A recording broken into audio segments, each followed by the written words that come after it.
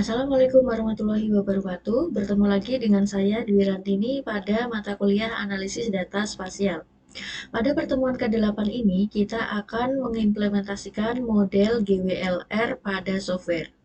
Ingat, model GWLR digunakan untuk data yang sifatnya biner, sehingga datanya adalah 010101. Jadi luarannya ada 2. Step 1 adalah tab data. Kita tuliskan di sini model GWLR. Ini misalnya. Kemudian kita arahkan ke data kita, kemudian kita open. Kalau sudah open, number of field dan number of areas-nya terisi. Kemudian kita klik all, kemudian view data. Nah, di sini bisa kita lihat di bagian yang paling kanan sendiri. Nah, ini kita punya data Y1 dan Y2.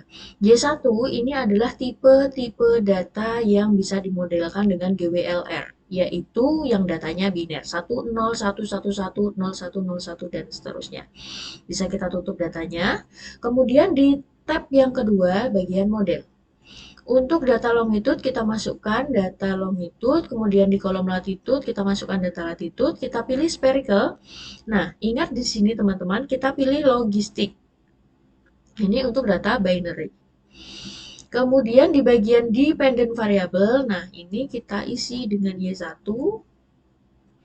Kemudian intercept-nya bisa kita pilih misalnya EYS2. Mohon maaf, di bagian independent variabelnya kita bisa pilih EYS 2015 misalnya, kemudian MYS 2015. Kemudian di bagian kernel kita bisa pilih, ini sembarang, kalian bisa sebenarnya pemilihan kernel ini digunakan untuk nanti perbandingan. Jadi kalian pilih satu-satu kernelnya, kemudian dibandingkan mana yang paling baik.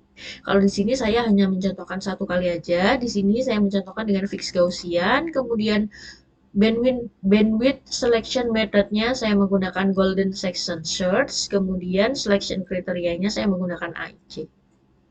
Di bagian output kita tuliskan nama file output kita. Misalnya di sini saya output GWLR. Ya, di sini saya namakan output saya adalah output GWLR. Kemudian di step terakhir execute, kita klik execute. Baik. Nah, di sini hasil estimasinya ada di mana? Hasil estimasinya ada di sini ya. Mohon maaf. Nah, ini. Geographically local coefficient. Hasil estimasinya adalah yang ini. Intercept-nya, EYS-nya, MYS-nya. Ini adalah hasil estimasinya. Ya, teman-teman.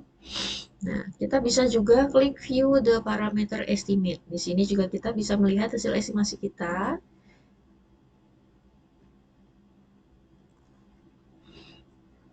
Bagian outputnya, bagian kernelnya, coba. Misalkan kita ganti, misalkan ini kita ganti dengan fix B square ya. Kita execute lagi. Nah, ini hasil estimasinya. Kemudian misalnya kita kernelnya ganti lagi, kita execute lagi. Nah, sekian materi pada pertemuan kali ini. Wassalamualaikum warahmatullahi wabarakatuh. Sampai jumpa di pertemuan selanjutnya.